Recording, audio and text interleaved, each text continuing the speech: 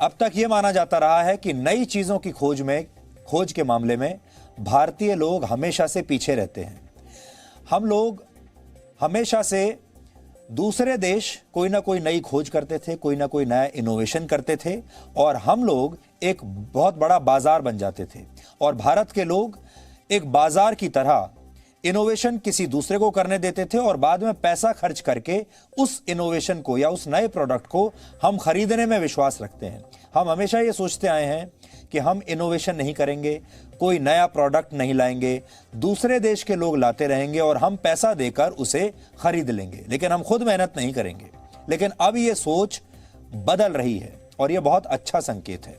भारत पहली बार दुनिया के 50 ऐसे बड़े देशों में शामिल हो गया है, यानी टॉप 50 देशों में शामिल हो गया है जहां नई खोज हो रही है। यानी इनोवेशन के मामले में भारत दुनिया के पहले 50 देशों में आ गया है।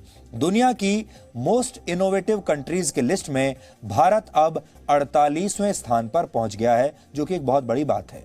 वर्ल्ड इंटेलेक्चुअल प्रॉपर्टी ऑर्गेनाइजेशन यानी WIPO हर साल इनोवेशन करने वाले देशों की एक लिस्ट जारी करता है, यानी नई नई खोज करने वाले देशों की लिस्ट जारी करता है कि किसने कितनी ज्यादा नई इनोवेशंस की हैं, किस देश में नई खोज हुई है।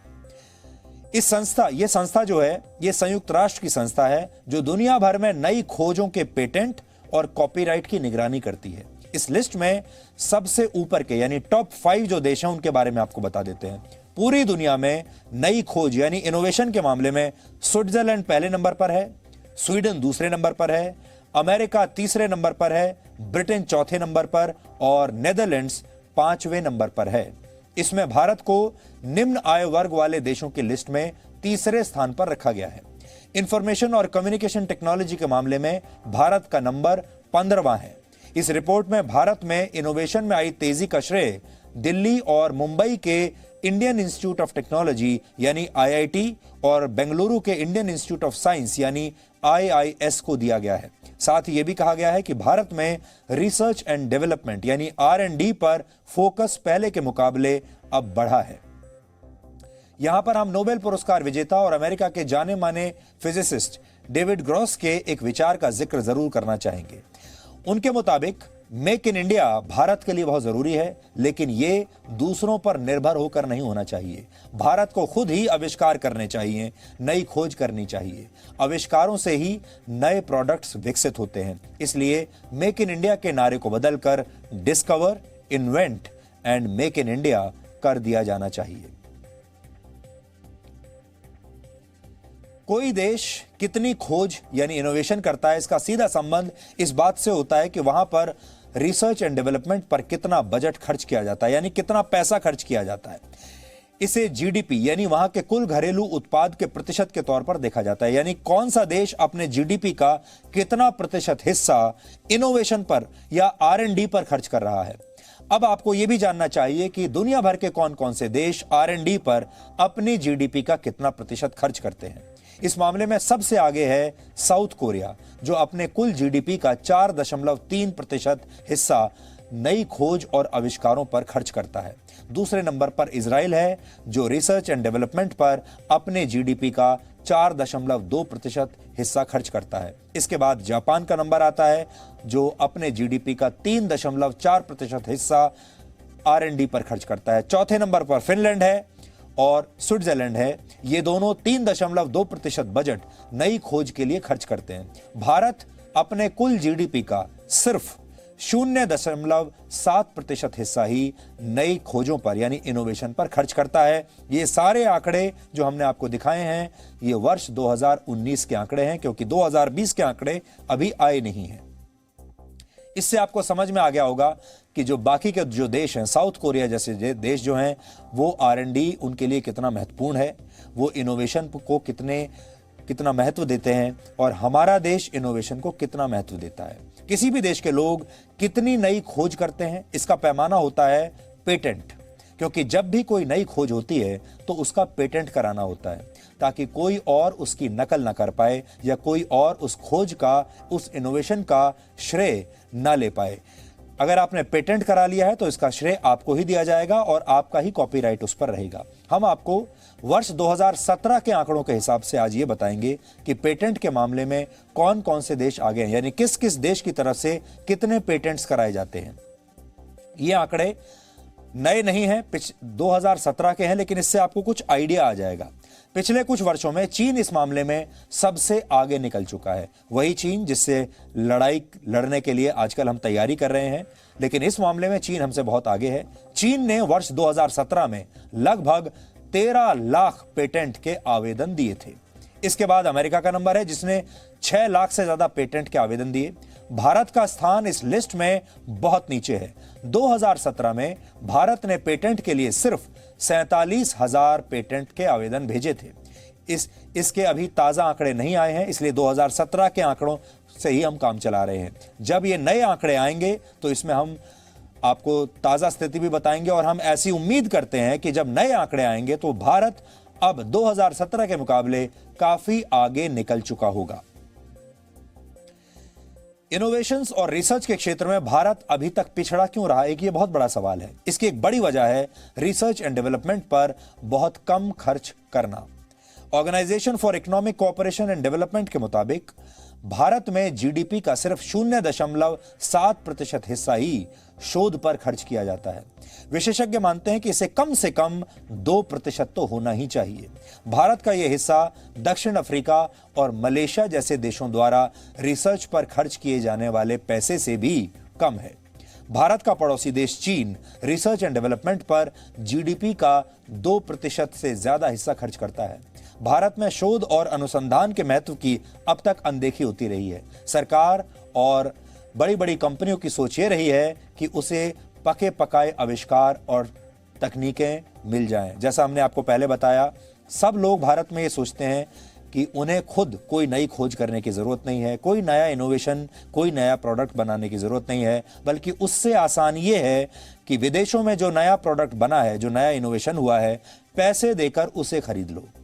इसीलिए हमारे देश में लोग R&D पर खर्चा नहीं करते, बल्कि उस प्रोडक्ट को ही पैसा खर्च करके खरीद लेते हैं, और वो चाहते हैं कि उन्हें खुद इसके लिए कोई खून पसीना ना बहाना पड़े, कोई मेहनत ना करनी पड़े, कोई खर्चा ना करना पड़े। और यही वजह है कि भारत के अच्छे अच्छे वैज्ञानिक देश छोड़कर विदेश में बस जाते हैं, क्योंकि यहाँ लोग R&D पर ना तो पैसा खर्च करना चाहते हैं, और ना ही हमारे देश में सरकार के पास या प्राइवेट कंपनियों के पास उतना धैर्य है कि वो इतना लंबा इंतजार कर सके। क्योंकि आप जानते हैं, जब शोध होता है, रिसर्च करनी होती है, तो कई बार उसमें समय लगता है। जैसे अगर आप अभी देखें तो कोरोना वायरस की वैक्सीन के लिए लगातार शोध हो रहे हैं, लगातार अनुसंधान किए जा रहे हैं, लेकिन अभी तक किसी के हाथ कुछ लगा नहीं है। मतलब ऐसी चीजों में समय लगता है, और इसके लिए आपके पास बहुत धैर्य, बहुत पेशेंस होना चाहिए, और पैसा भी होना चाहिए। अपने वैज्ञानिकों पर पूरा यकीन होना चाहिए कि वो ऐसा कर दिखाएंगे। उन्हें प्रोत्साहित करने की जरूरत होती है। अब पहली बार देश में इस सोच में बदलाव के लक्षण दिखाई दे रहे हैं। मेक इन इंडिया हो या आत्मनिर्भर भारत, इस तरह के अभियान भारत में नई खोज करने का माहौल पहले से ज्यादा बेहतर बना रहे हैं। अब उम्मीद है कि चीन के सस्ते माल पर रोक के बाद इनमें और भी सुधार आएगा। अभी आपने देखा होगा कि भारत ने इतने सारे चाइनीज ऐप्स पर पाबंदी लगा दी है, और भारत के करोड़ों लोग इन चाइनीज ऐप्स का इस्तेमाल कर रहे थे। भारत के करोड़ों लोग चाइनीज ऐप्स के जरिए ऑनलाइन गेम्स खेल रहे थे, पबजी जैसे गेम्स खेल रहे थे। और ये हम इसलिए करते थे क्योंकि हमारे देश में ऐसी ऐप्स शायद पहले थी नहीं। हमारे देश में ऑनलाइन गेमिंग, आज भी हम उसके मामले में बहुत पीछे हैं। आप ऑनलाइन गेमिंग के क्षेत्र में जब जाएंगे तो पाएंगे कि चीन का पूरा वर्चस्व है। आप कोई भी गेम उठा लीजिए, ऑनलाइन गेम, उसके तार कहीं ना कहीं आपको चीन से ही जुड़े मिलेंगे। यानी चीन ने बहुत मेहनत की है इन सब चीजों पर। अब जब ये सारे ऐप्स भारत के बाजारों से गायब हो जाएंगे तो एक बहुत बड़ा वैक्यूम पैदा होगा, एक खाली स्थान पैदा होगा, और उस खाली स्थान को भारत के लोग, भारत की कंपनियां, भारतीय ऐप्स और भारत के वो सारे लोग जो इनोवेशन करना चाहते हैं, मेक इन इंडिया करना चाहते हैं, उन सब के लिए बहुत बड़ा मौका है कि वो इन 50 करोड़ स्मार्टफोन्स के लिए नए नए ऐप्स बना सकते हैं। उन 70 करोड़ इंटरनेट कनेक्शंस के लिए नए नए ऐप्स बना सकते हैं, जो कि विश्व का सबसे बड़ा बाजार है। अब आप सोचिए, भारत विश्व का सबसे बड़ा बाजार है, उसके बावजूद इस बाजार के दरवाजे भारत के ही लोगों के लिए बंद थे, क्योंकि भारत के लोगों के पास कोई नया इनोवेशन नहीं था, कोई नई खोज नहीं थी, कोई नया प्रोडक्ट नहीं था। क्योंकि भारत के लोग, भारत की कंपनियां हमेशा बने बनाए को खाने में विश्वास रखते हैं, बने बनाई चीज को बाहर से खरीद लाने में विश्वास करते हैं। और इसीलिए बाकी की जो दुनिया है वो भी हमें एक प्रोडक्शन हब की तरह नहीं देखती, एक इनोवेटिंग कंट्री की तरह नहीं देखती, वो हमें सिर्फ एक बाजार की तरह देखते हैं। एक ऐसा बाजार जो उनके सारे माल को मुंह मांगे दाम पर खरीद लेगा, एक ऐसा बाजार जहां लोग आलसी हैं, जहां लोग शायद काम नहीं करना चाहते, इसलिए उन्हें आप कोई भी सामान दुनिया भर में चाहे वो कहीं भी बना हो, यहां आकर आप बेच लीजिए। घटिया से घटिया सामान भी इस बाजार में आपको अच्छा दाम दे सकता है। लेकिन अब भारत में स्थितियां बदलने लगी हैं और आगे आने वाले वर्षों में यह स्थिति बिल्कुल बदल जाएगी। अब आप सोच रहे होंगे कि जब दुनिया भर के देश रिसर्च और नई तकनीक को खोजने में जुटे हुए हैं तो भारत सरकार क्या कर रही है। आपको यह भी जानना चाहिए कि सरकार की तरफ से आपको क्या क्या सुविधाएं या कितना प्रोत्साहन मिल सकता है। वर्ष 2016 में सरकार ने राष्ट्रीय बौद्धिक संपदा अधिकार नीति की घोषणा की थी। इसमें नई खोज और उन खोजों के व्यावसायिक इस्तेमाल को बढ़ावा देने के लिए नियम तय किए गए थे। उम्मीद है कि नई नीति से अगले 10 वर्षों में भारत को इनोवेटिव इकोनॉमी यानी नई खोज वाली अर्थव्यवस्था बनाने में मदद मिलेगी। राष्ट्रीय बौद्धिक संपदा अधिकार नीति के जरिए सरकारी खर्चे पर चलने वाली शोध संस्थाओं को रिसर्च एंड डेवलपमेंट में तेजी के लिए बढ़ावा दिया जा रहा है। तो ये बहुत सारी चीजें अभी हो रही हैं।